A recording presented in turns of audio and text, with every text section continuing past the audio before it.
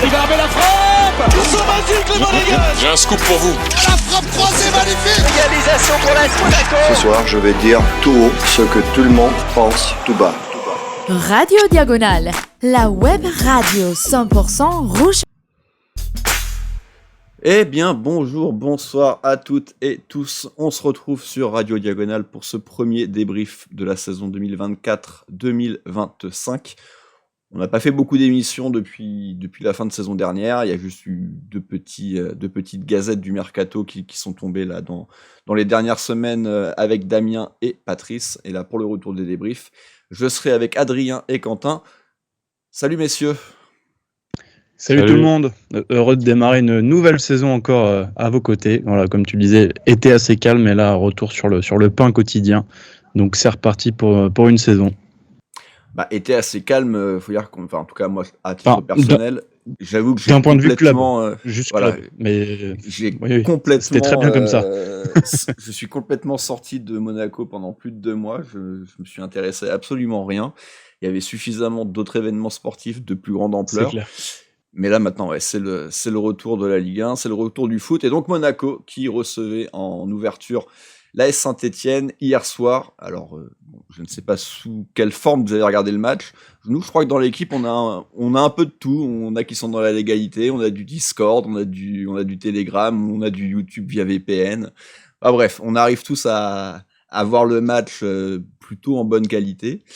Donc ce match, on a pu le voir. Donc on va pouvoir. Ouais, ça se trouve peut-être cette saison sera amenée à faire un débrief uniquement basé sur des stats et des chiffres. Et du coup, on vous racontera pas vraiment ce qui s'est passé. Ce sera vraiment une analyse chiffrée. Ce sera du Opta débrief. Mais voilà, heureusement pour l'instant, on parvient à visionner les matchs pour faire en sorte que. On débriefa les résumés au pire, sinon. Ouais. Oui.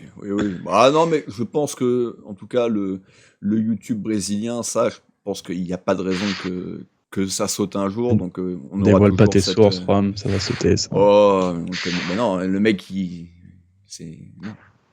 Ils ont les droits, ils ont les droits.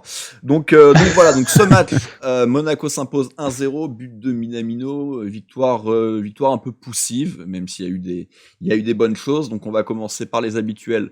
J'aime pas. Et allez-y messieurs, qui se lance? Ouais, j'y vais. Pour ce qui est de mon j'aime, moi j'ai du coup bien aimé le fait qu'on reparte avec un clean sheet, notamment parce qu'il y a Philippe Keun dans les cages, pardon. 1-0, voilà, on démarre la saison avec un clean sheet. Je regardais un petit peu juste pour comparer avec Majewski en Ligue 1 sur 12 apparitions, il nous fait 6 clean sheets. Et Keun, il doit disputer plus d'une vingtaine de rencontres, il nous fait que 5 clean sheets. Donc voilà, c'est chose bien parce que c'est une deuxième chance pour lui et quasi inespérée, ce qui était vraiment au placard. Donc voilà, on a besoin de lui puisque Majewski va revenir que pour fin septembre. Donc c'est important de répondre présent. Les enjeux sont présents maintenant, donc c'est parfait. Ce que j'ai moins aimé du coup, c'est cette victoire qui est un petit peu poussive, qui est décevante. Tu joues contre un promu qui, en plus de ça, je crois, doit pallier de nombreuses blessures ou absences, sont pas au complet. T'es à domicile, voilà, tu dois les étrier. Donc, ouais, je suis un peu déçu de voir qu'on n'a pas su faire la différence et vraiment se mettre à l'abri, parce que ça aurait pu nous jouer un vilain tour. Quentin. Ouais, c'est vrai que je rajouterais qu'en j'aime pas, on pourrait dire justement que c'est Keun qui est titulaire, parce qu'effectivement, on le rappelle, Majewski a été blessé, et on a vu ce que c'était un bon gardien en face, même si c'est que l'Arseneur. Effectivement, il a été meilleur que Keun aujourd'hui. Pour moi, mon j'aime, du coup, c'est les 3 points, l'essentiel. Voilà. Au bout d'un moment, on a quand même gagné, donc on va se satisfaire de ça. On avait quand même des recrues qui étaient au rendez-vous, et ça se fait plaisir. On avait je trouve de l'envie quand même. On n'a pas vu une équipe complètement amorphe. Elle était disponible, elle était à l'attaque. Ça n'a pas suffi malheureusement et c'est à aggraver le score. Et c'est aussi pour ça que mon j'aime pas, c'est le fait qu'on soit si maladroit en phase offensive. Au final, on se fait peur quand on arrive quand même à se faire peur et à cause de ça, à cause de pas, je pense trop de la défense, mais surtout de la maladresse offensive où on aurait pu gagner ce match 2-3-0. Donc voilà. Et puis avec une pelouse, je rajouterais aussi, qui était vraiment horrible. C'est vraiment pas ouf quand même pour un club comme le nôtre qui va jouer avec des champions cette année et qui pose une pelouse une semaine avant le début des compétitions. Bon, après, il y a d'autres facteurs, j'imagine. Ouais, mais c'est t'es pas local, tu peux pas comprendre. un peu ouf. Ouais, non, mais L'été, je connais le stade il fait Louis II. chaud. Voilà, il y a un parking en dessous. Voilà, non, ça aide pas. Puis les buvettes, voilà. Ouais. Voilà. Ouais, force, de mon force côté. au COP stéphanois pendant la mi-temps quand du scoltiner là.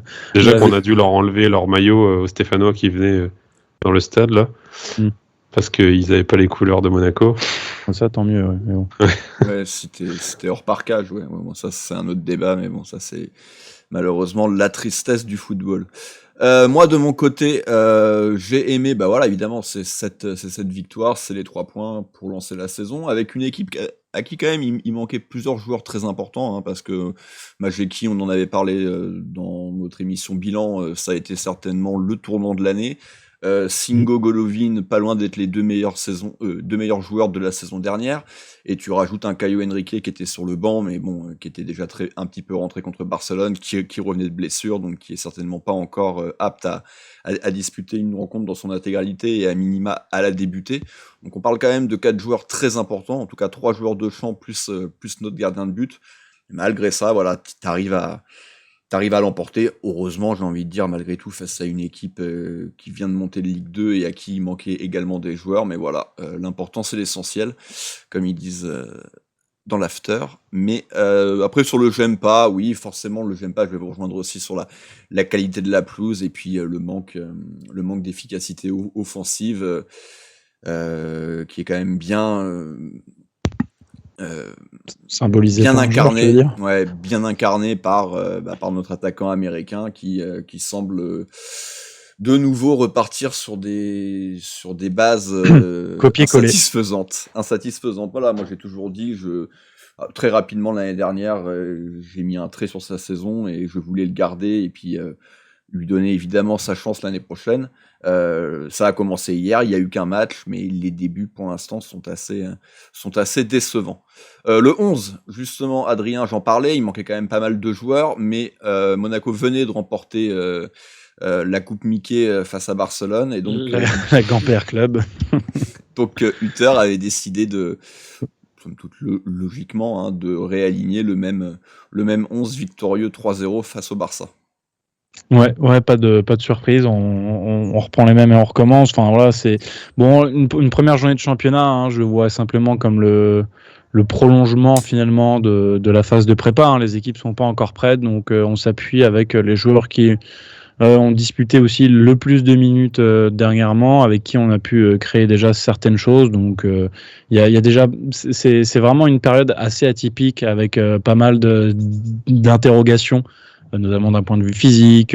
Tu fais rentrer des nouveaux joueurs, des nouvelles recrues. Enfin, il y a un nouveau visage, donc c'est vrai que voilà, faut s'appuyer sur des choses qui fonctionnent bien. Heureusement, voilà, Hutter là, il enchaîne sur une seconde saison aussi, donc un peu de stabilité, de continuité, et donc bon, ça me paraissait logique. Il y a aucun faux pas dans la compo. Ouais. Moi, tu le disais, Quentin, des nouvelles recrues. Bon, il y en avait une, hein, réellement, c'était Lamine Camara, et on y reviendra d'ailleurs. Il a plutôt fait une bonne prestation pour son premier match chez nous. Sinon, ouais, pas de grande surprise sur la compo. Cette attaque Mbolo Balogun, on verra ce que ça va donner sur la distance. Charnière centrale, Salissou Kehrer.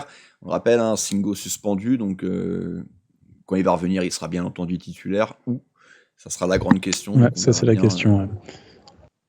Les choix qui seront faits, sachant qu'en plus apparemment on est bien avancé sur le cas Jordan Thèse. Ou Thésée d'ailleurs, je dis non, Thèse, ouais. Ouais, je sais pas comment ça se prononce, j'avoue.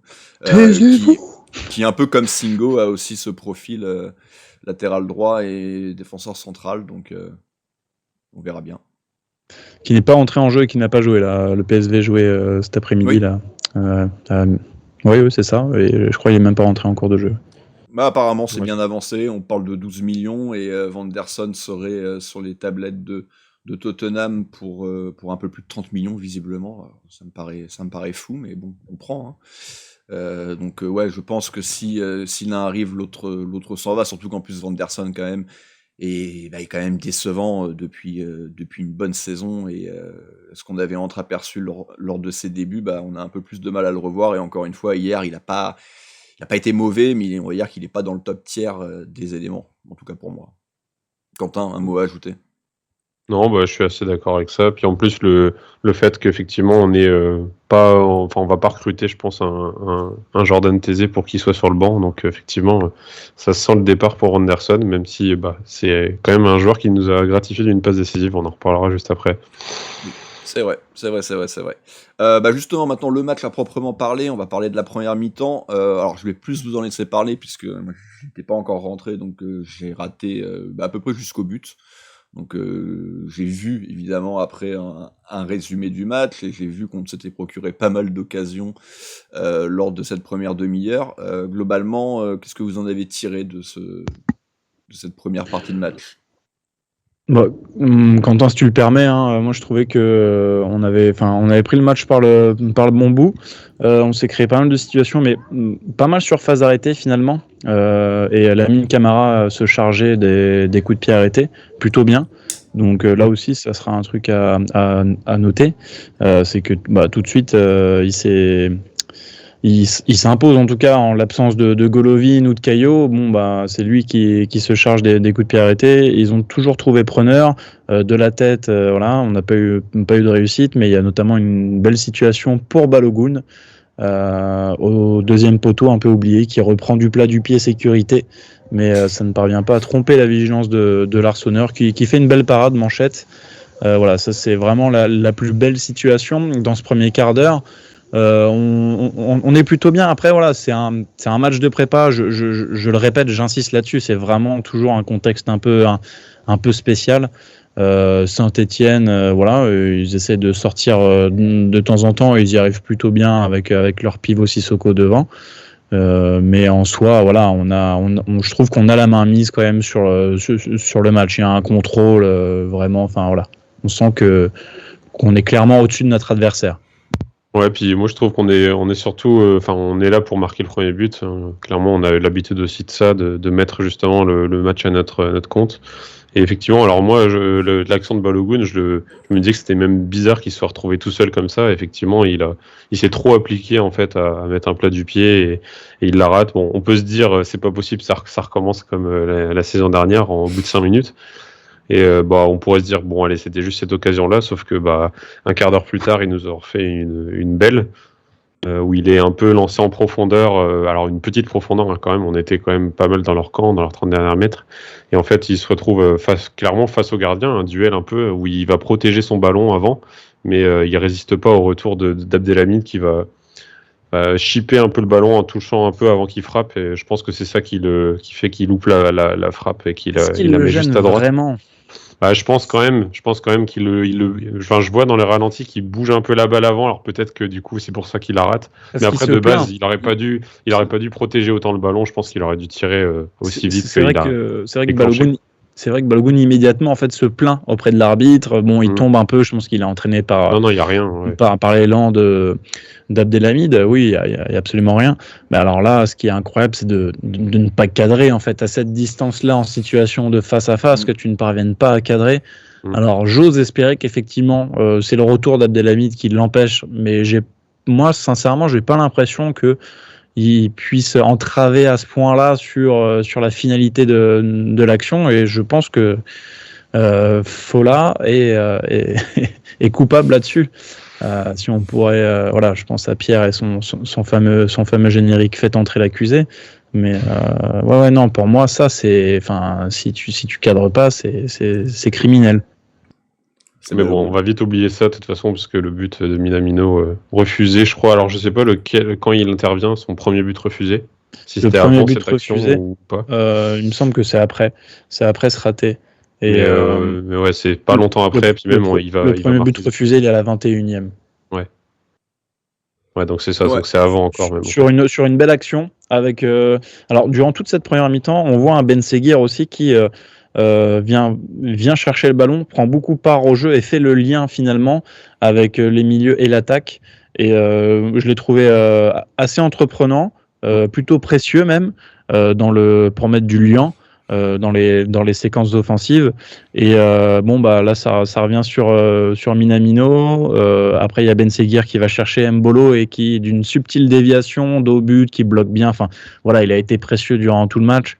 Il va dévier en une touche pour Minamino qui conclut très bien sous le ventre de l'Arseneur, et donc ça fait 1-0. C'est un beau but, une belle action collective. On est tous heureux là-dessus. Et finalement, on se fait doucher par le VAR pour un hors-jeu vraiment minime. Enfin bon, ça joue à 2 orteils. Position de hors-jeu, on a vu les lignes avec DAZN. Par contre, ça, j'étais satisfait. Parce que souvent, des fois, avec Prime l'année dernière, je gueulais. Ça me faisait chier. Sur tous les matchs, je voyais des lignes, mais sur Monaco, le complot, évidemment, il n'y avait pas les lignes. Donc là, je suis content. À la Real, ils nous ont pondu des lignes et ça allait plutôt bien. Et donc ce n'est que partie remise et un match un peu spécial du coup où le VAR va beaucoup intervenir et un petit peu nous faire prendre l'ascenseur émotionnel, puisque ce but de Minamino est refusé à la 21e, mais du coup 7 minutes plus tard, à la 28e, Minamino est lancé en profondeur par Vanderson et se retrouve un peu seul face à l'Arseneur, et d'une astucieuse balle lobée, il va le tromper et ça fait 1-0. Et là, cette fois-ci, le juge de touche lève son drapeau et signale un hors-jeu, donc le but est refusé. Mais le VAR intervient et accorde finalement le but. Donc voilà, on voit encore en termes d'émotion et pour célébrer le but que c'était assez spécial quand même. Un joli pied de nez. Et du coup, Monaco qui fait le plus dur, qui fait ce qui devait être, ce qui est logique finalement, tant on était au-dessus. Va débloquer son compteur et prendre l'avantage dans ce match. Ouais, moi dans le résumé que j'ai vu quand même un bel arrêt de Keun. Alors je sais pas exactement à quel moment il est, mais il se détend bien sur son côté gauche. C'est après, ouais. C'est juste après, d'accord, ok. Ouais. Ok. Donc sur la frappe de Sissoko, c'est ça, avec l'histoire de la perte de balle. Ouais, je suppose. En tout cas, voilà, ouais. Moi, c'est une des actions stéphanoises que j'ai vu passer, mais encore une fois, ça, j'étais pas encore devant le match en direct, donc c'est pour ça que je sais pas exactement à quel moment ça s'est passé, mais ouais, j'ai la sensation que c'est le seul vrai moment de frayeur de cette première demi-heure, enfin grosse demi-heure, 35 minutes peut-être.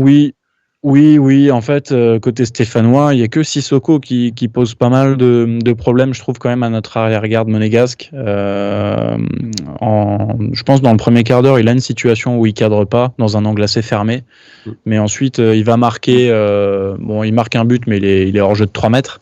Oui. Et puis, du coup, il y a cette situation où, en fait, Kerrer... il y a Kerrer et celui qui lui fait la passe, je pense.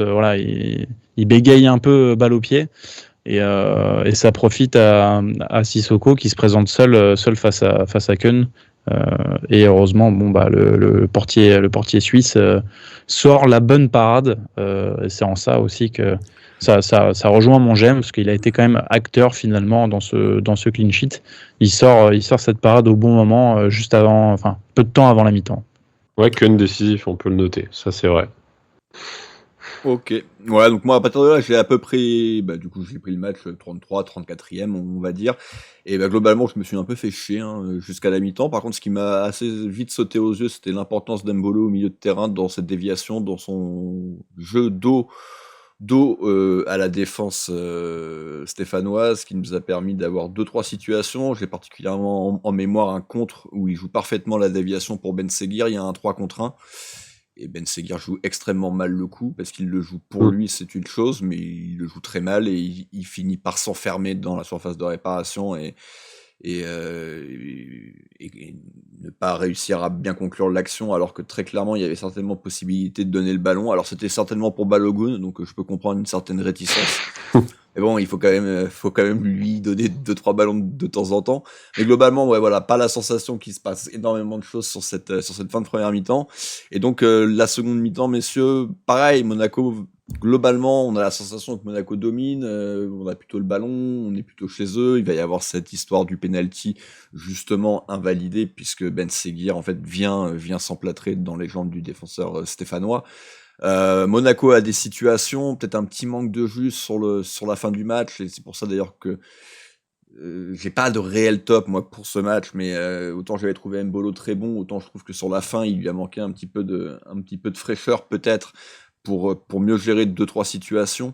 Vous, cette deuxième mi-temps, vous en avez pensé quoi, sans également oublier d'omettre l'égalisation stéphanoise, elle aussi revue pour un hors-jeu extrêmement limite, mais qui existe au départ de l'action, et également possiblement, j'ai cru comprendre, une main, contrôle de aussi, la main, ouais. mais bon, l'arbitre signale le hors-jeu.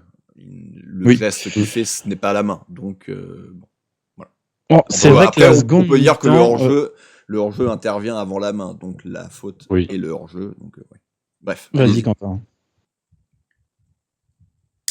Ouais, pardon. Du coup, oui, moi, je pense que cette période, au final, elle est assez dans un sens. Au final, on essaye de mettre le deuxième but et ça se sent. J'ai pas trop vu. Enfin, en fait, j'ai le souvenir d'aucune occasion stéphanoise dans cette seconde mi-temps, à part le but refusé, du coup. Je crois que leur dernier tir. Ouais, il y a une frappe ou deux. que Keun ne capte pas et qui repousse un peu comme ça. Mais ouais, mais même ces occasions-là, on voit que même Keun, au final, se couche bien ou c'est sur lui. Ou enfin, il y a jamais de frayeur, quoi. Et je me souviens pas avoir vu une frappe. Là, je regardais un peu les stats et je voyais plus de frappe après 65e minute, la 65e minute. Donc, c'est-à-dire qu'ils ont pas été jusqu'à nous mettre des comptes, etc. Il y a eu des transitions, mais souvent annulées ou mal jouées.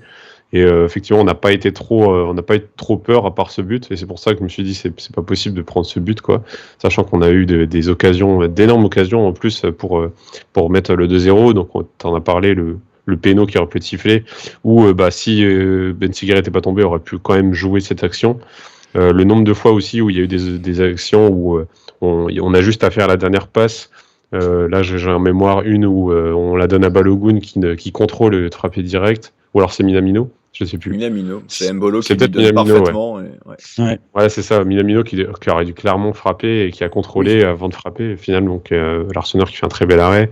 Il y a Mbolo aussi qui se met une très bonne occasion, mais qui lâche son ballon un peu trop loin, juste devant le but, et donc il permet de se faire attraper par l'Arseneur.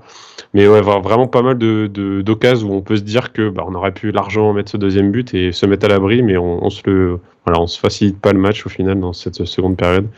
Et les entrants apportent pas grand chose non plus, on va pas se cacher. On a vu un Akliouche, mais je suis pas d'accord. Ouais, je sais que t'as vu Akliouche et que t'as aimé son entrée, ouais, mais honnêtement, j'ai pas vu plus que ce qu'on a pu voir avec d'autres joueurs qui avant même Inikena ou quoi que ce soit. Donc voilà, niveau offensif, je trouve que ça a pas beaucoup apporté, quoi. T'as été satisfait de l'entrée de qui, Rome? Akliouche. Ah ouais? Ouais. Ouais, je trouve qu'il a fait du bien sur son côté.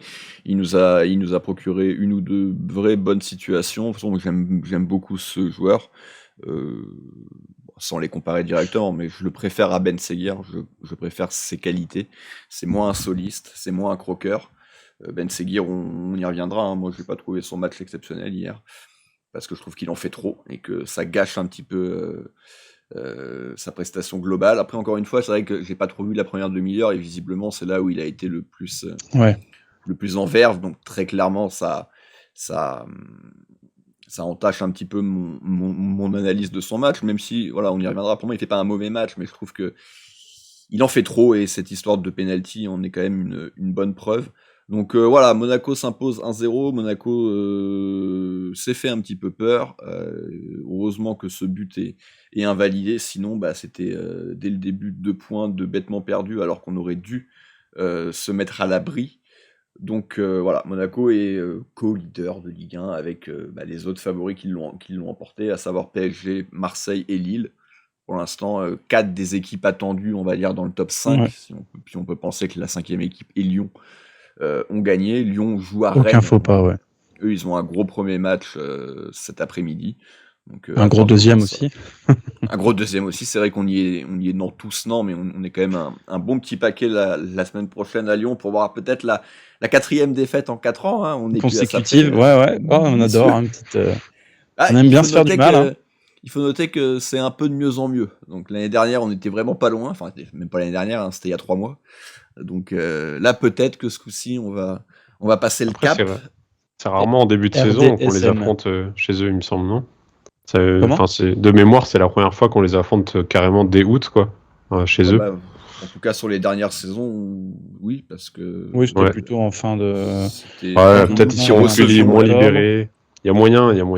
Moi, j'y crois. C'était nous qui recevions le match aller, donc, et on allait chez eux plutôt en fin d'année.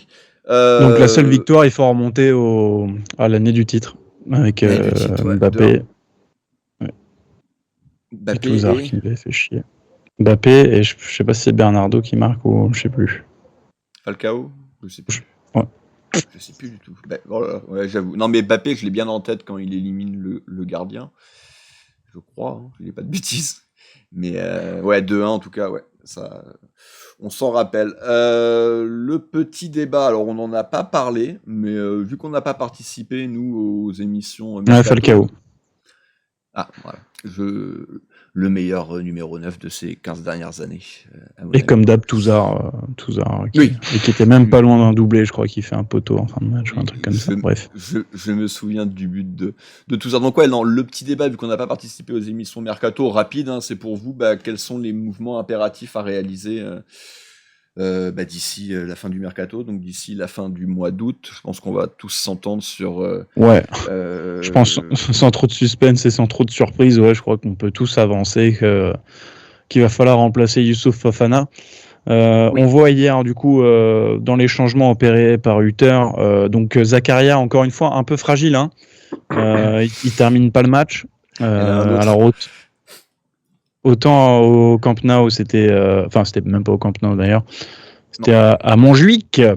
Il termine pas le match pour des crampes, mais bon là, ça avait l'air plus, je sais pas, plus sévère. Ça a l'air d'être pareil. Hein. Je pense que tu penses que c'est pareil. Ok. Ouais, il abandonne pas, il tombe direct, il s'arrête, il dit stop. Une contracture, mais.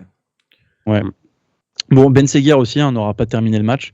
On verra tout ce qui se passe les prochains jours niveau infirmerie. Mais donc oui, pour en revenir au débat, Hutter sort donc Zakaria pour mettre Magassa. Donc Magassa devrait plutôt occuper un poste de milieu. Hein. Ça y est, c'est fini le dépannage. Je pense qu'on aura assez de défenseurs centraux cette saison. Oui. Puisqu'on peut compter sur tout le monde dès le début. Hein. Bon, Singo, on en a parlé, t'es juste blessé, mais voilà. Suspendu. Kerrer, Salissou et on a Maripane aussi. Si en plus on part sur une défense avec deux mecs, on a Mawissa. Donc voilà, concrètement Magassa, on va pouvoir le voir évoluer à son poste. Il est entré donc pour remplacer Zakaria, ce qui veut dire que dans l'autre sens, si tu sors Camara, c'est plutôt Matazo qui rentre. Donc Matazo Magassa en doublure. Wow. T'as Golovin, t'as l'option Golovin, hein. Faut pas l'oublier quand même. Oui. L'année dernière, ça avait été même très bon, mais c'était à côté d'un vrai ferrailleur. Voilà. Donc, et je pense que Hutter est capable de répéter l'opération parce que je le vois pas se passer de Minamino. Et après, ça dépendra du type de match, mais je le vois bien s'appuyer sur soit Ben Seguir, soit Kliouche de l'autre côté, quoi. Donc à voir. Mais oui, il nous faut un vrai 6, même si du coup, Lamine Camara, franchement, je vais pas empiéter, on y reviendra ensuite là, mais franchement très très très très prometteur. Mais du coup, c'est trop léger. Quand on voit la fragilité de Zakaria, qui manque quand même pas mal de matchs, que ce soit suspension. Il suffit juste d'une blessure, d'une suspension, d'un trou. Tu te retrouves à devoir jouer avec Magassa ou Matazo, et c'est pas possible quand tu postules au premier rôle en Ligue 1. Et en plus, là, c'est une saison où on a plus de matchs puisqu'on est engagé sur la compétition européenne. Voilà, ça va pas être le rythme de croisière, quoi. Ouais, puis on sent pas, parce que j'étais en train d'y penser là, mais. Est-ce que vous voyez un profil de nos défenseurs qui pourrait devenir ce qu'on avait fait, ce très beau coup qu'avait fait Jardim avec Fabinho? Est-ce que Vanderson, ça a été tenté, hein, de mémoire, c'était pas extraordinaire. Caio Henrique en 10. Qui l'avait tenté celui-ci? Ah, mais ça, c'était Philippe. Oui, c'est Philippe. En tout cas, ce sera pas Jacobs, je pense, c'est sûr. Ouais, Jacobs. Non, mais Singo. Est-ce que vous le voyez évoluer à ce poste-là? Moi, personnellement, non. Hein. Mais est-ce que réellement Non, mais je vous pense- auriez pensé que Fabinho puisse devenir un top 6 mondial? Bon, il y a Ouais. des joueurs qui Non. peuvent se révéler à des postes qui sont pas trop pour eux, mais Fabinho, on sentait quand même qu'il y avait une technique un peu supérieure. Ouais, il était C'est trop quand même neutre important. sur une aile. Ouais. Mm. Ouais, et puis une intelligence de jeu qui fait que c'est con de l'exiler. Mais non, là, franchement, je vois pas sur qui on pourrait s'appuyer. Ouais, non, clairement, non. Donc, Et on est encore Je sais dans que un- Mawissa est très polyvalent, mais de là Oui. à jouer un cran plus haut, ouais, puis il est très je très sais jeune pas aussi. Ouais. Pour- On est encore dans une période de mercato où tout peut arriver. Enfin, je trouve que c'est pas le moment de bricoler ou de ramener. Voilà, il faut une recrue clairement à ce poste. Ah et, ben, ça change pas le et oui. numériquement, on Voir, vient de se séparer de 2 milieux, on en a recruté qu'un, donc forcément, ça doit aller. Il en Après, on n'a faut pas un, parlé de la voire, performance voire de deux. Magassa là, mais l'entrée de Magassa était pas trop mal. On va pas se Non. cacher, ça allait. Ouais. Oui, mais c'était Bon, après, Saint-Étienne, quoi. Matazo, visiblement, il est dans les plans du Teur. Enfin, moi, on l'a vu jouer en prépa, etc. Donc, je me dis, bon, il n'a pas joué non plus les 90 minutes chaque match, hein, mais il est là, donc il va sûrement compter dessus. Alors, je sais pas pourquoi il n'était pas dans l'équipe hier, mais c'est pareil. Enfin, on peut se dire que, même si tout le monde aimerait qu'il s'en aille, on peut se dire que Hutter va lui donner sa chance. Et j'espère pas, mais je sais pas. Je sais pas comment ça va se passer, mais en tout cas, j'espère qu'ils sont sur le recrutement d'un 6, ouais. Donc on est d'accord pour un 6 et moi je prendrais bien un attaquant aussi de plus parce que Balogun encore une fois j'ai envie de lui laisser sa chance mais on est obligé d'avoir des gros doutes. La recrue Ileni Kena, on n'a pas grand chose, on n'a pas beaucoup de certitudes sur lui donc ça reste un énorme pari et Mbolo pour le coup on a des certitudes. Mais il y a quand même toujours cette épée de Damoclès de la blessure, surtout s'il faut enchaîner énormément de matchs. Pour moi, on n'a clairement pas remplacé Ben Yedder. Donc c'est quand même problématique de ne pas remplacer ton mec qui était ton meilleur buteur depuis 5 ou 6 ans. C'est vrai, je comprends. J'allais même te dire, ça va peut-être faire embouteillage, mais j'avais oublié cette notion et que la fragilité d'Embolo, évidemment. Effectivement, c'est peut-être plus sécure d'avoir quelqu'un d'autre derrière. Moi, au départ, je vais te dire, ça va faire embouteillage devant, sachant que en second attaquant, tu peux avoir Minamino. Enfin, tu sais, on a vraiment des profils qui sont ultra intéressants et qui peuvent jouer un peu partout. Hutter aime bien aussi rebattre un peu les cartes et faire jouer. Enfin, tu vois, on a vraiment des joueurs intelligents, tu vois, qui peuvent occuper n'importe quel poste ou rôle. Sur le front de l'attaque, je trouve. Ouais, mais pas attaquant. Pour moi, un 9, faut un vrai 9,5. Oui. On l'a encore vu à l'Euro avec l'Allemagne là, qui ont essayé de mettre un attaquant. Mais non, justement, quand il était là, ça allait beaucoup mieux. Il faut jouer avec un vrai attaquant, sauf quand tu t'appelles Guardiola, et encore que Guardiola, il a fini par gagner quand il a eu son vrai 9. Hein, quand il a eu Haaland. Alors, c'était pas n'importe lequel en plus. Mais donc non, pour moi c'est un petit peu léger sur ça. Et après on parlait de Matazo, le milieu de terrain. En tout cas défensivement, on voit hier le banc malgré quelques absences. Je rappelle, ne sont pas rentrés Caio Henrique, Matripan, Ouattara, Mawissa et Diane Diop. C'est quasiment que des joueurs à vocation défensive. Tu rajoutes le fait que Singo était pas là. Et que Crépin Diatta également n'était pas là. Alors, il n'est pas défenseur évidemment, mais il peut, pareil, lui c'est un peu le couteau suisse qui évolue un petit peu partout. Donc j'ai quand même plus la sensation que c'est vraiment en attaque. On n'a que 3 mecs, dont un qui est très jeune. Et en fait on n'a pas de spécialiste du poste de 9. On a Mbolo et Balogun, mais il en manque un. Oui, faut voir quand Singo va revenir aussi, comment il va reformuler son 11, parce que c'est vrai que si on repart en défense à 3, il va peut-être reconduire. On sait que Hutter est assez friand de 2 milieux offensifs derrière un attaquant, etc. Oui. Alors peut-être que potentiellement ce sera le rôle d'Embolo et que Balogun sera remplaçant. Si c'est ça, ça me va, on va dire. Ouais. Mais après, effectivement, si tu pars sur 2 attaquants et si tu restes sur le schéma actuel, il te faut carrément un 9. Mais pourquoi on a pris Paris Brunner là et on l'a prêté direct? Dans ce cas-là, si c'est pour recruter un 9 après derrière ou se faire prêter, enfin je sais pas. Pour moi, ils vont pas aller là-dessus, même si Paris Brunner, c'est un pari sur la jeunesse. Tout comme mais Nikena est un pari sur la jeunesse aussi. Donc tu peux pas avoir moi je dis pas que ça va être fait. Hein. Je dis pas que ça Oui, va oui, le faire. c'est dis un que souhait. C'est un souhait de ta part. que moi, c'est mon souhait. Que quoi qu'on en dise, on a perdu un mec qui a planté 120 buts au club. On n'a pas perdu n'importe qui. Bon, ok, il a aussi eu 0 trophée. Et puis au moment où il part, on en regagne un. Alors, il vaut ce qu'il vaut, c'est une chose, mais c'est vrai Il que nous a c'était un aussi petit bien peu planté en Ligue des Champions.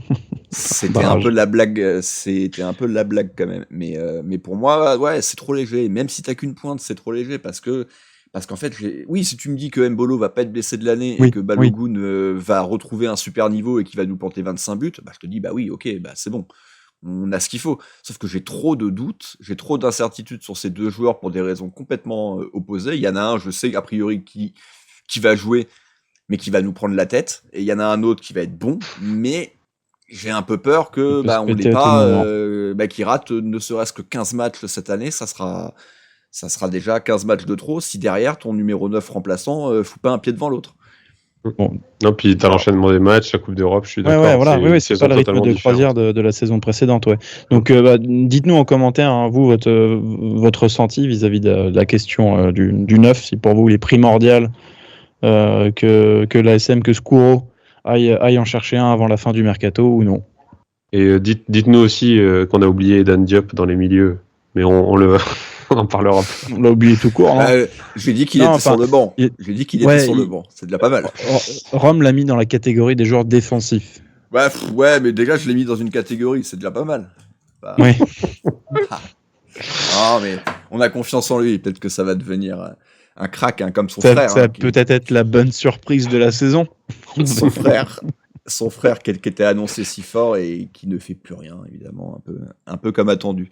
Bon, bah voilà, on a fait rapidement le tour sur ce petit débat. De toute façon, on vous proposera d'autres émissions Mercato. Je crois, je l'ai écouté l'émission, mais c'est vrai que je l'ai écouté un peu en faisant autre chose, mais j'ai la sensation que c'était avant l'officialisation du départ de Youssouf Fofana. Donc de toute façon, il faudra en parler, parce que ça aussi, malgré tout, on a perdu un de nos éléments clés des dernières saisons, même s'il avait évidemment plein de défauts. C'était quand même une valeur sûre de l'équipe, et particulièrement la saison dernière. On va revenir au match top et flop, messieurs, pour conclure. Les tops, on en a 3. Alors moi, je l'ai dit, je n'ai pas de réel top, je n'ai pas de réel flop. Malgré tout, je suis assez d'accord sur les 3 joueurs qui ont un petit peu été au-dessus du lot. Et Quentin, toi, t'es parti du coup sur la recrue, c'est ça. Je crois que c'est toi qui en as hérité. Moi, c'est... Non. Eh ben, Adrien, alors. Voilà. Donc, Adrien, sur Camara. Sur Camara, c'est vrai que moi, je n'ai pas regardé tous les matchs de Metz. Enfin, j'en ai vu 2 dans la saison, ça m'a suffi. C'est vrai que quand tu te dis, on récupère, on recrute, à Metz, un joueur de Metz, c'est pas du tout réconfortant et tu te dis pas, parfait, c'est un mec qui va être titulaire et qui va être dans le 11 direct. Sauf que, quand tu vois bien le joueur. Il y a eu du Sadio Mané, du Ribéry il n'y a pas si longtemps. Non, mais bien sûr. Puis il nous a mis un but à Keun des terrains aussi. Il y a ça, mais effectivement, donc il y a cette affiliation au Rome. Tu fais bien d'en parler. Il y a un rapport particulier avec le Sénégal aussi. Ils ont toujours trouvé quand même ils ont une académie. Je sais plus si c'est Dakar. Bref, ils sont assez doués là-dessus. Mais donc on récupère un joueur en fait qui n'avait rien à faire à Metz et qui a complètement le niveau Ligue 1. Il y a aucune inquiétude là-dessus. Il a vraiment un niveau plus que correct pour jouer les 5 premières places en Ligue 1. Selon moi, en fait, hier, le gars arrive, joue son premier match officiel avec Monaco et se charge des coups de pied arrêtés et quand même assez présent et juste dans ce qu'il fait. Il y a eu très peu de déchets finalement. Moi, franchement, j'étais très agréablement surpris et je dis chapeau. Ouais. Franchement, là, je pense selon moi, on a vraiment un joueur très très intéressant. Ouais, ça semble pas mal, mais c'est vrai que vrai bon match de sa part. Il s'est un peu fait peur sur la fin là, sur une mauvaise chute sur l'épaule peut-être. Bon, finalement. On en avait déjà perdu 2, un troisième ça aurait été un peu trop. Heureusement, il a pu reprendre sa place, donc visiblement c'était pas trop grave. Quentin, le buteur du jour. Je me dis aussi que aux côtés de Zakaria, c'est top même pour lui en termes d'apprentissage et tout. Il va vraiment pouvoir être bien épaulé et Zakaria, je pense, va lui apporter beaucoup. En tout cas, c'est une doublette qui est plus que correcte. Voilà. enfin qui semble en tout cas être plus que correct. On verra évidemment des joueurs qui ont commencé fort et qui se sont écroulés. On en a déjà vu. Un certain Camara. Oui, ou un certain Balogun. L'année dernière, on était plutôt quand même très, très satisfait de ses premiers matchs. Et puis, voilà. Ouais. Quentin, le buteur du jour, Minamino, je crois élu meilleur joueur la saison dernière. C'était très serré avec Golovin, mais il repart sur les mêmes bases. C'est ça. De sa part. C'est ce que je m'étais dit aussi. J'avais pronostiqué sur le jeu de Patrice là justement que ce serait le meilleur joueur du match. Bon, ça n'a pas été le meilleur joueur du match, on va pas se cacher, parce qu'il a quand même manqué quelques trucs, mais il est quand même dans mes tops parce que ça reste le seul buteur de ce match, et en plus il aurait pu en marquer 2. Pour moi, il y avait clairement moyen de valider ce but. Et voilà, donc c'est quand même un joueur qui est toujours présent dans la profondeur. Justement, là, on pourrait attendre un Balogun qui est quand même un joueur assez rapide et qui avait pour réputation de prendre la profondeur et de marquer ce genre de but. Là, aujourd'hui, on a vu plutôt un Minamino dans ce rôle, et surtout dans un rôle de percussion aussi, d'habitude dans le jeu. Là, il a été surtout une percussion dans la profondeur et dans ses ballons avec Mbolo. On sent qu'il y a une certaine connexion aussi. Donc, il y a eu plusieurs ballons entre les deux qui auraient pu mener à 3 buts. Donc, bon, clairement, pour moi, il a toujours été présent à ce niveau-là, et rien que pour ça, il mérite d'être top. Et en plus, il marque le seul but, comme j'ai dit, donc il n'y avait pas d'autres points, on va dire, négatifs à dire sur lui, à part que il a quand même permis à l'équipe de gagner. Et j'espère qu'il va continuer dans cette voie-là. De toute façon, il n'y a pas de... Voilà, c'est pas un joueur qui se matérialise beaucoup par ses avancées, on va dire, techniques, etc. Au balle au pied, il est pas maladroit, bien sûr, mais c'est pas comme un Golovin ou un Ben Seguir. Et on sait très bien que son explosivité va nous faire du bien tout au long de la saison, et là, ça a été le cas. Oui, c'est un joueur complet et qui défend. C'est un joueur important enfin, c'est devenu un joueur important pour le collectif après une première saison catastrophique. Et moi, de mon côté, c'est Mbolo. J'adore ce joueur. Il m'a énormément manqué la saison dernière. Je trouve qu'il a fait énormément de bien dans ce qu'il sait faire. Pareil avec la Suisse. Il a quand même fait un Euro plutôt correct. Les seules choses qui m'ont pas trop plu autour de lui cet été, c'est les potentielles rumeurs de départ. Visiblement, ça semble s'être un petit peu tassé. Pour moi, ça serait une catastrophe de le perdre. Par contre, malgré tout, à son discrédit, la fin de match où il a semblé un petit peu moins lucide, parce que voilà, il y a ce contrôle qui est pas facile à faire dans la surface sur un ballon aérien, mais il le rate un peu. Ouais, oui, exactement. Il le rate un peu, et du coup, il se gâche quand même potentiellement une belle occasion de but. Et puis il y a aussi ce ballon donné en profondeur à je vais finir par Nikena. Il va falloir l'apprendre, celui-là. Apparemment, il dit pas le et, il dit il Nikena. Même lui, il dit ça. Donc, déjà, on va le prononcer comme ça, puis après, on verra. C'est Georges. Oui, voilà. Ouais, et c'est dommage qu'il le lance un tout petit peu trop fort, parce qu'il n'était pas hors jeu et la défense était complètement prise, et l'Arseneur a le temps de sortir, mais ça se joue pas non plus à énormément. Donc voilà, c'est une petite erreur technique sur cette balle en profondeur. Malgré tout, voilà, pour moi, ça doit être notre attaquant titulaire si on joue qu'à une pointe, et ça doit être évidemment un élément clé de la saison.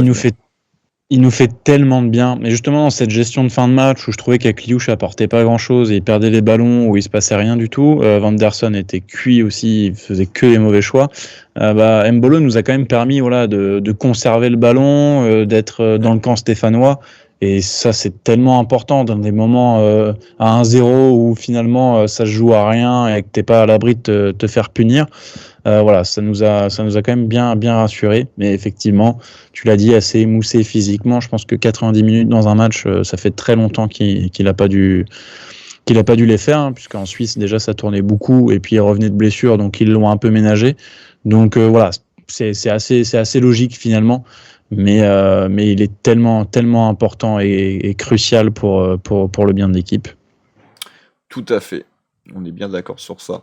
Et les flops, maintenant, pareil, pour le coup, je n'ai pas de réel flop, même si, on en a parlé, forcément. Même. Oui, mais bon, ça, on va croire que c'est de l'acharnement. Et pourtant, je l'ai défendu toute l'année dernière, mais bon, voilà, c'est qu'un match. Pour cette Ouais. saison, c'est qu'un match, mais depuis son arrivée, c'est un match de C'est plus. un match de plus. Ouais. Il Non, faut c'est- pas avoir un a priori négatif, je pense, pour lui. On va continuer à le soutenir et à ce qu'il nous. Moi, j'y crois. Hein. Il va peut-être C'est la commencer à psychologie aligner du des cœur, buts ça. et tout. Mais oui, mais voilà, faut pas non plus se dire à chaque fois ce sera notre flop. C'est juste que ça fait à chaque match, on va dire, ça fait de plus en plus beaucoup. Et au bout d'un moment, bah forcément, on en aura marre, quoi. Mais bon, pour l'instant, Mais allez, petite alerte, mais Il ça devrait aller. te nique deux énormes occasions, encore une fois, et ça peut arriver. On l'a dit, hein, Minamino aussi, il joue mal un coup, Mbolo aussi, il joue mal des coups, mais c'est des joueurs, Ok. tu les vois faire d'autres choses à d'autres moments. Voilà. La petite Il- talonnade sur le but refusé à Minamino, c'est Mbolo, quand il lance Ben Seguir, enfin, il y a autre chose qui permettent de voir lui, il y a ces deux choses qui sont son taf, et il les finit mal, les deux. Voilà. Ouais. Et à côté de ça, il y a rien. Il passe pas dans le jeu, on le voit pas faire de différence. Au moins, il se crée des occasions, quoi. Il est pas non plus à rien faire, quoi. Mais c'est vrai qu'il faut les finir au bout d'un moment, quoi. Ça, Ouais, tu quand joues à t'es Monaco, en attaquant, plus avec deux pointes, les occasions, t'es censé en avoir, tu vois. Donc, bon. Ouais, on verra évidemment ce que ça va donner, mais on peut toujours espérer que ça fasse comme Minamino, mais Minamino, l'année dernière, il avait tout de suite Il avait commencé fort. il avait déjà marqué. D'ailleurs, c'est le même buteur. C'est lui qui avait marqué le premier but la saison dernière à Clermont, et là, bis repetita, c'est lui qui marque le premier but de la saison pour Monaco. Ah, j'ai cru voir Vanderson, moi, sur Internet. Ouais, non, sur un service de Vanderson. Je crois que le premier but, c'est Fofana qui Ah, je lance sais pas, Vanderson et qui centre c'est à juste- Minamino. L'année dernière, c'était bien Vanderson qui marquait, ouais. Il marque Ouais, le c'est ça, premier hein. but. Mm. Ouais, c'est ça. Parce que moi, j'ai vu sur Internet les premiers buteurs peut-être des 15 dernières années. Et l'année dernière, c'était Vanderson. Et l'année d'avant, c'était, messieurs, Crépin Diatta sur cette fameuse demi-volée. Ah oui. Ouais, volé à exceptionnelle. Strasbourg. Ouais. On Et attend le toujours hors-jeu la à 1 deuxième. mm pour l'égalisation de Strasbourg, ouais. Ça je me Oui, souviens aussi. ouais. Exactement. Bon, est-ce que vous avez envie de parler d'autres joueurs qui étaient présents hier, qui sont ni des tops ni des flops, mais dont vous avez envie de souligner la performance? On n'a pas du tout parlé de notre défense, qui n'a pas eu grand-chose à faire, certes. Non, il n'y a pas eu Il faut grand-chose quand même à le faire. rappeler. On n'avait pas enfin, à minima, j'allais dire nos deux latéraux. On va plutôt dire il nous manquait deux titulaires. Voilà. C'est mieux de le dire Ouais, comme vous ça. avez parce raison. que- C'est bien Vanderson qui est marqué. Minamino marque même pas clairement n'importe quoi. Ok, bon. Et non, la défense il y avait rien de spécial. Alors je sais que Adrien avait une remarque sur Jacobs à faire, qui Ouais. commence à devenir un bon soldat. Mais après pour le reste, j'ai pas vu grand chose. Là, au début du débrief, je me suis un peu acharné sur Keun parce que j'ai trouvé que c'était dommage qu'il soit pas encore, on va dire, décisif sur, par exemple, le but qu'on aurait dû se prendre en hors-jeu. Mais après, il a été décisif sur d'autres parties. Il a été correct quand même. Hein. Je veux pas non plus lui tomber dessus. Je pense que il n'a pas eu grand-chose à faire non plus. Donc voilà. Non, Et après, moi, derrière, on a une défense. Voilà, quand on verra un autre match, notamment contre Lyon, ce que ça donnera, quoi. Ouais, moi, le seul truc Oui, qui voilà. m'a fait un peu tiquer dans ton point, Adrien, c'est quand tu as parlé de deuxième chance. J'espère que c'est pas une deuxième chance. Hein. J'espère que c'est juste le gardien remplaçant qui est là parce que le Non, mais titulaire est blessé Pour lui, et que quoi qu'il arrive, la place, c'est Bibi qui la récupère. Hein, parce que me faites pas une mauvaise blague. Hein. toi en tant que supporter, c'est comme ça que tu vois les choses. Mais Keun, lui, il se dit, enfin, ok, Oh, c'est maintenant pour moi en fait. Si je veux me rattraper, Oui. admettons, il sort un mois de folie. T'as un mec qui est blessé et qui a perdu un peu le rythme. Tu crois que tu vas. En plus, le poste de gardien est tellement spécifique. Hein, on va pas demander à Lionel Charbonnier, mais en vrai, t'as un mec qui est en. Enfin, imagine juste là, Keun te sort un mois de folie. Que J'ai du mal à l'imaginer, hein. incroyable. Voilà. Imagine, il nous fait une Majewski. Bon, c'est difficile de le sortir le mec ensuite Ah ouais, une fois que la oui, saison mais- est lancée. Ouais, mais tu peux. Ouais, mais Donc, non, enfin, en tout cas, lui doit l'interpréter comme ça. Oui, et non, mais comme je vois ce que tu veux dire. Ouais. Mais Majeki, il a fait sa place, il a pris sa place, il n'y a plus de débat pour moi, même si Keun est très bon. Même si Keun est très bon. L'autre, il perd pas sa place parce qu'il est pas. Et puis en plus, c'est pas une grosse blessure non plus. Je veux dire, il revient pas des ligaments croisés, tu vois. Pas... Non, c'est la cheville, ouais. Ouais, non, mais je suis d'accord. Je pense que n'importe quelle vision supporter, bien sûr que maintenant, Majewski, dans la hiérarchie, tellement on a été. C'est tellement c'est tellement une belle histoire et une très belle surprise qu'on est tous conquis, en fait. Puis en plus, On a tous confiance en Radek. On sait très bien qu'il va faire une connerie en plus. En plus, il fait les débriefs avec nous. Enfin, franchement, c'est un mec, il est top. Non, mais Keun, il sera gardien en coupe, c'est pas grave. En Coupe de France. Ah oui, en Coupe de France, tu m'as fait peur aussi. C'est pour ça que j'ai précisé. Ouais, ça déjà, je trouve que c'est le truc des. Il n'y a pas beaucoup de clubs qui l'ont fait, ça. Enfin, t'as Paris, t'as le Barça, t'as le Real. Et bon, ils n'avaient pas les mêmes gardiens que nous aussi pour se permettre de faire un en Ligue des Champions et un en Liga. Mais bon, c'est des choses assez particulières. Bon, voilà, messieurs, hein, je pense qu'on a fait le tour donc pour ce premier débrief de l'année. Est-ce qu'il y aura une Gazette Mercato la semaine prochaine? Je ne sais pas. Peut-être que si l'officialisation... À voir selon l'actu. En tout cas, ce qui est sûr, Jordan. c'est si on en fait une, le lendemain, il y a une officialisation d'un truc qu'on n'avait pas vu venir et qu'on ne parlera pas dans la Gazette, c'est sûr. Je pense que qu'il faut en faire du coup. Il faut en faire beaucoup. Si on fait une Gazette où on parle de Youssouf Fofana, on la publie, le lendemain, et son remplaçant arrive. Toujours. Je pense que ça peut être du coup une bonne idée pour faire bouger les choses. Et quant au débrief de la semaine prochaine, le match le samedi 17h, donc Adrien, on s'y retrouve. On sera également avec Arthur, Patrice et Pierre. Donc nous, forcément, donc il reste plus grand monde. On verra le match, mais voilà, on ne débriefera pas. Donc je pense que si vous avez un débrief de Lyon, ça sera, je pense, le dimanche, peut-être avec Damien et Quentin. Boris. Peut-être aussi avec Patrice, hein, qui, moi et Pierre, c'est sûr que non, mais peut-être que Patrice, moi le dimanche, je serai pas là non plus. Bon, voilà. Par contre, on peut faire la section prono, Rome. On vous tiendra au courant. Oh, bien. Ah oui, waouh, bien joué. Mais vu que c'est pas sur le visuel, j'avais complètement zappé. Donc, votre petit prono, messieurs, pour ce déplacement. Allez, je me mouille. Allez. Vas-y. Ouais, moi je pense qu'on le fait, on va gagner. Voilà. Ah merde, putain. Prono sec, victoire. Voilà. Okay. Ouais, c'est ce que j'aurais fait aussi. On commence en douceur. Tu veux parier sur un buteur, Adrien, peut-être? Ouais, la grosse cote c'est Balogun, mais... C'est horrible de dire que la grosse cote c'est ton numéro 9 quand même. Non, je vais prendre un truc moins risqué, je vais dire Kerrer. Ouais, c'est moins risqué. Ouais, toi, t'aimes bien pronostiquer. Moi, je vais dire rouge. Ouais, j'aime bien. Ouais. Carton rouge. Pour Carton rouge dans le match. Ouais. Ok. Sans donner d'équipe. Non. Ok. Et moi, ça sera pour moi un but. Je vais donner un buteur et on va dire Lamine Camara. Voilà, moi je prends des risques. Très beau ça. Écoute, il a fait un bon match. Une petite frappe de loin. Enfin, de loin. En dehors de la surface. Non. Petit lobe de 60 mètres. Peut-être pas quand même. En tout cas, voilà. Merci messieurs de m'avoir accompagné. Donc, prochaine émission, soit une Gazette Mercato, soit le débrief du déplacement à Lyon. D'ici là, portez-vous bien et Dagemunegu. Et bisous.